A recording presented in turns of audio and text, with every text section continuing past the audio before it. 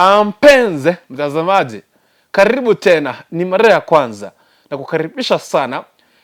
Nataka tuweze kuangazia maswali mawili matatu. Unajua kwamba siku ya leo tumekuwa na maombi kule Jivanje, tumekuwa na pia katika mtaa wa Korogosho, pia Rais William Ruto na gavana amekuepo na katika shughuli zake. Na ningependa kuweza kukupatia taarifa kidogo tu ama kuweza kunukuu katika matamshi mawili matatu ambaye ameweza kuzungumziwa katika siku hii ya leo. Lakini ujue kwamba kama ni mara yako ya kwanza umefika hapa ndani, usisahau kupofya ama kuponyeza kidude nyekundu kisha na maana ni kusubscribe. Mimi ninaitwa Nyapto Dennis, ukipenda utaniita Kuku Rikuntu. Karibu sana. Unajua kwamba katika siku ya leo imekuwa ni siku ya maombi, siku ya kuombea Wakenya, siku ya kuombea uchumi wa Kenya hii, siku ambayo ya kuombea IPC. Unajua kwamba katika miaka na mikaka kiongozi wa Azimio One Kenya Alliance, mzee Raila Amolo Odinga, mzee ambaye anapendwa na Wakenya, mtu ambaye ni mtu wa utu, mtu ambaye anajali Wakenya wote, mtu ambaye anataka Wakenya waishi maisha mazuri.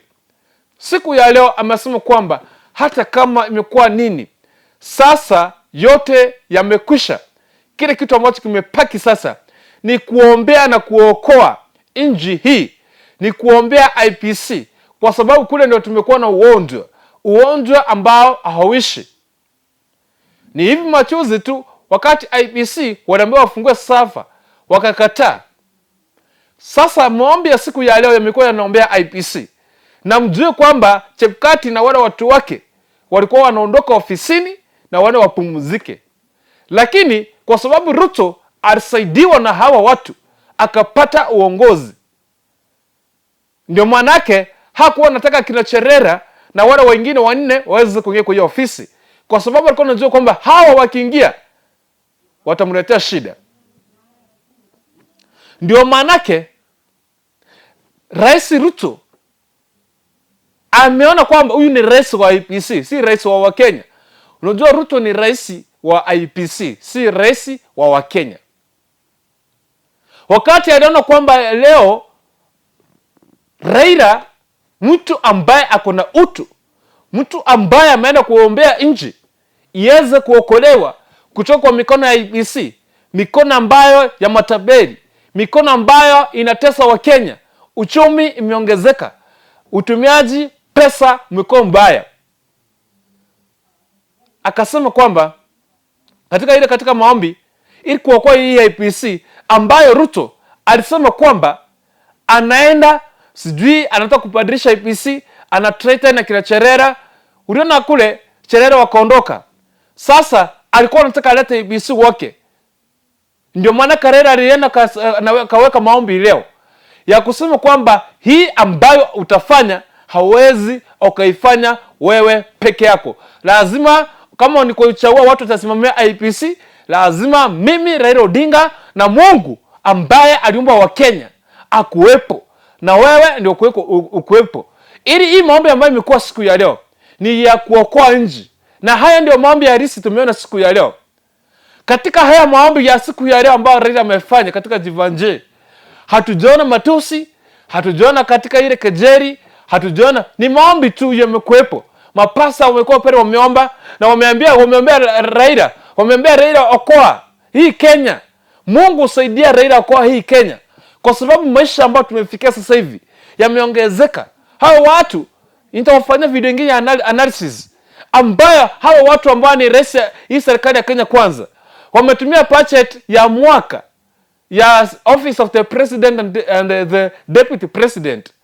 Wametumia ile budget wanatumia kwa mwaka, wametumia kwa miezi 6. Alafu wanatumia kwamba waliingia kwa ofisi hawakupata pesa. Hawa watu wanatesa wa Kenya. Wamekuja na Hasra Fund. Hasra Fund ni private. Ni kitu ya Ruto. Ile faida mnasema kwamba mnakato inaenda kwake. Sasa Ruto, wewe unapatia wa Kenya 500 Hasra Fund.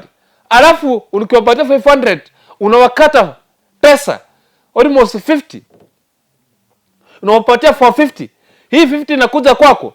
Wakenya milioni Wakichukua hii, ukikata 50 pop, unapata kuna 50 million per day. Ruto ako kwa biashara.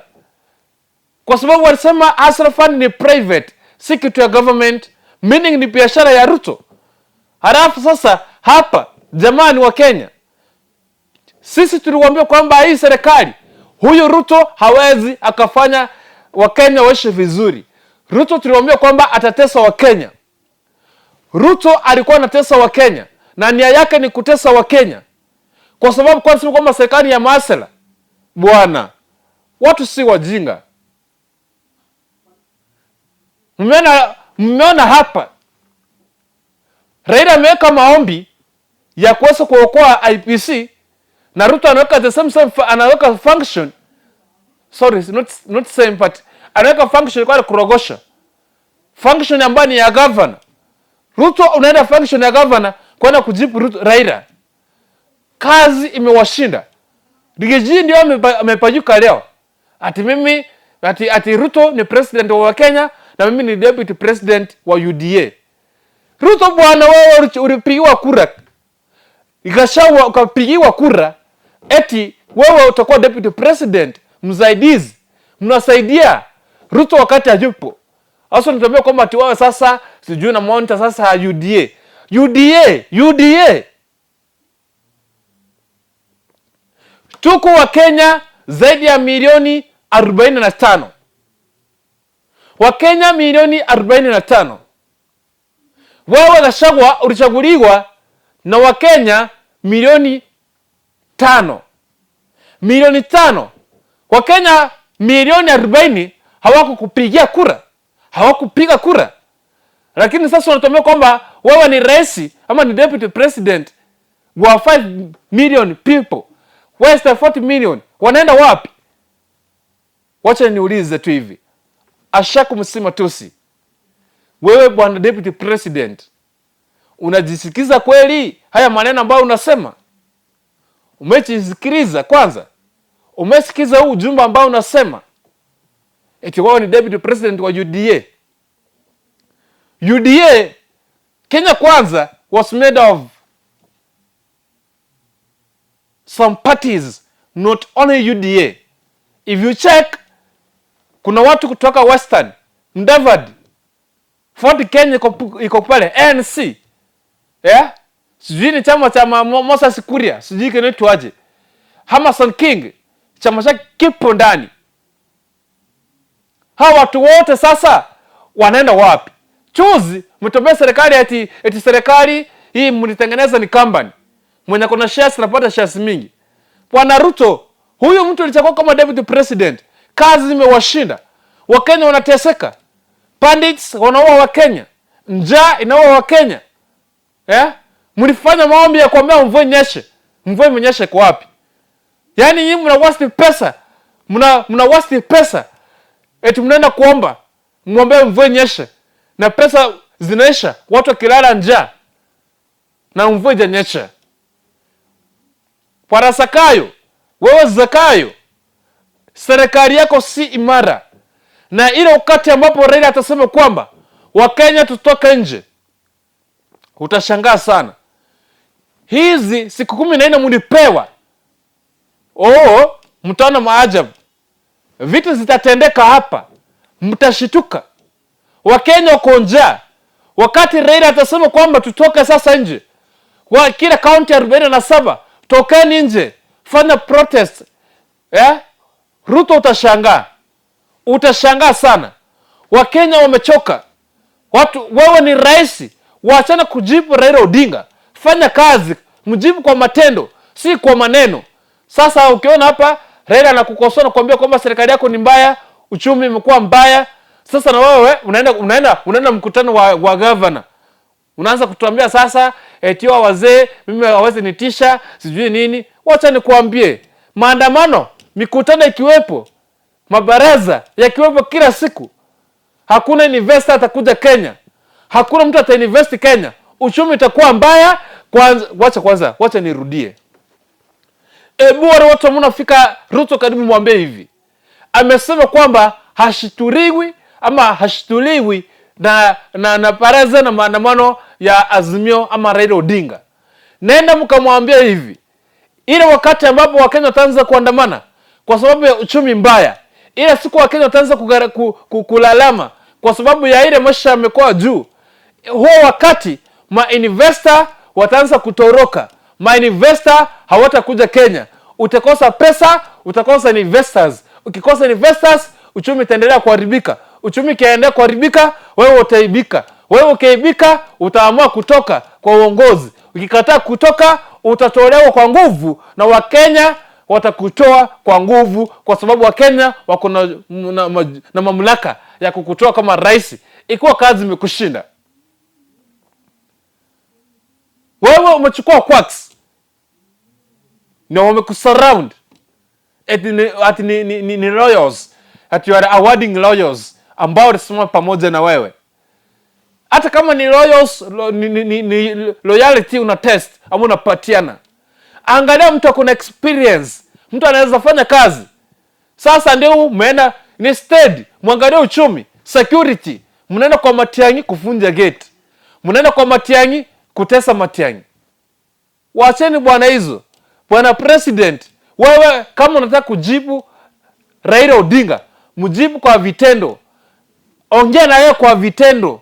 Mwambie bwana, wewe Raila, vile unasema kwamba uchumi umekuwa ngumu, unga imepanda bei, wacha nirudishe mpaka shilingi 70. Ukirudisha 70, hautaona baraza zikifanywa, hautaona riots zikifanywa. Nyinyi sasa nimeshtuka sana. Ati mmeshika Eric Omondi. Ati jana amekuwa na protest karibu na parliament. Wale maskini akina Eric Omondi na wale vijana wengine mnawapiga fine ya shilingi 10,000 kila mmoja. Eti wameenda kuprotest. Bwana, nyinyi serikali mnatishia watoto wengine wasiandamane. Kile kitu ambacho nafurahia na Eric Omondi, alisema kwamba hata kama watakuwa kila siku pale parliament kuandamana kuhakikisha kwamba maisha yamerudi chini, Wakenya wameishi vizuri, vijana wamepata kazi, hata mwapia faini iko na pesa ina ngapi, wamesema kwamba wapo watasimama na watasimama na watasimama. Ule upande mwingine Raila Odinga, Kalonzo, Martha Karua, akina watu wengine wote wamesimama, wanasema kwamba hawatishwi na watatishwa na wewe Ruto bwana. Na Wakenya wamesema hivi, hawapangwingwi. Round hii utakuwa the worst president in this world. You want to experience hii. Tunaona baadaye.